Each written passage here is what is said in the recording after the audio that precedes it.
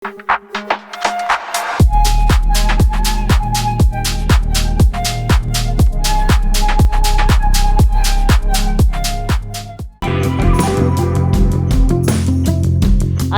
హంగులతో చెర్లపల్లిలో నిర్మించినటువంటి railway station యొక్క ప్రాముఖ్యత గురించి మనతో మాట్లాడడానికి సిపిఆర్ఓ ఆఫీసర్ గారు శ్రీధర్ గారు మనతో పాటు ఉన్నారు. ఆయన అడిగి మరిన్ని విషయాలు తెలుసుకుందాం. సార్ నమస్తే.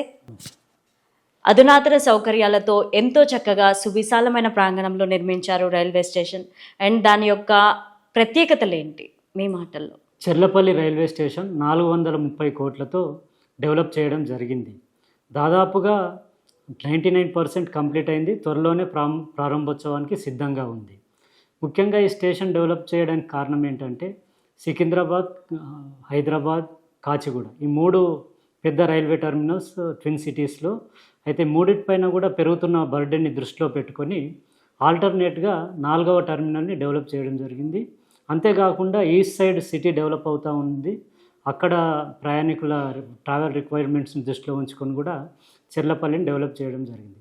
ముఖ్యంగా చెర్లపల్లిలో ఇంతకుముందు 5 ప్లాట్ఫామ్స్ ఉండేది, ఇప్పుడు 9 ప్లాట్ఫామ్స్ డెవలప్ చేయడం జరిగింది.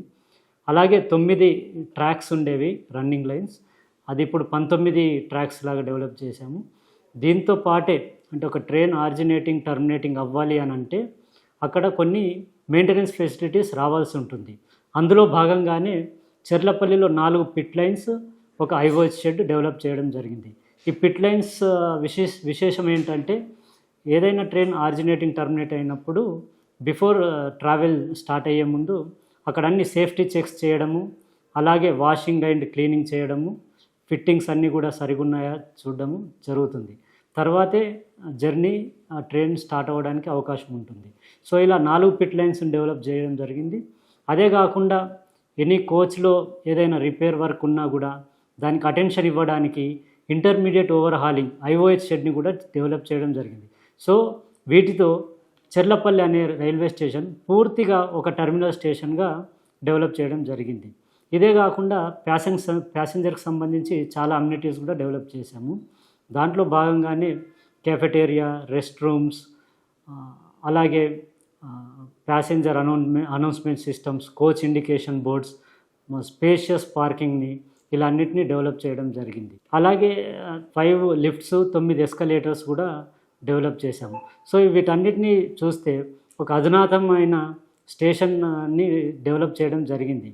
ఇప్పుడున్న 3 స్టేషన్లతో పోలిస్తే అధునాతన హంగులతో అన్ని ఫెసిలిటీస్తో ఒక ట్రావెలింగ్ ప్యాసింజర్కి ఏమాత్రం ఇబ్బంది కలగకుండా స్టేషన్ ఎంట్రీ అయిన దగ్గర నుంచి ట్రైన్ బోర్డ్ అయ్యేంత వరకు డిఫరెంట్ స్టేజెస్లో అన్ని రకాల ఫెసిలిటీస్ కూడా చేయడం జరిగింది.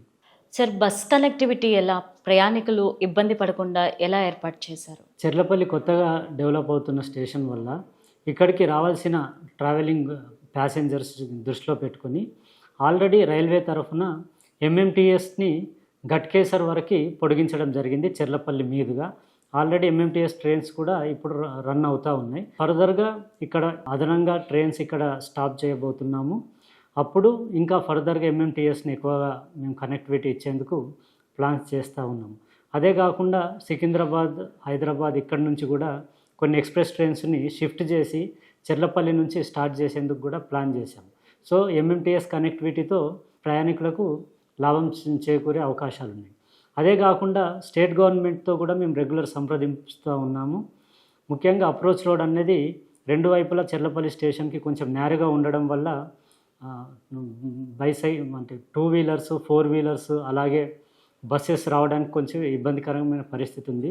సో దాన్ని దృష్టిలో పెట్టుకొని ఈ మధ్య కిషన్ రెడ్డి గారు దాన్ని ఒక మీడియాలో ఇచ్చిన స్టేట్మెంట్ వల్ల స్టేట్ గవర్నమెంట్ కూడా పాజిటివ్గా రెస్పాండ్ అయ్యి వాళ్ళు ఈ మధ్య అంటే ల్యాండ్ అక్విజిషన్ చేసి రోడ్ వైడనింగ్, అప్రోచ్ రోడ్స్ని డెవలప్ చేసేందుకు కూడా ప్రణాళికలు రచిస్తూ ఉన్నారు. సో వన్స్ ఈ అప్రోచ్ రోడ్స్ అన్ని డెవలప్ అయిన తర్వాత ఆర్టీసీ వాళ్ళతో కూడా సంప్రదింపులు జరిపి కావాల్సిన బస్సు సదుపాయాన్ని కూడా సమకూర్చేందుకు ప్రయత్నాలు చేస్తూ ఉన్నాం.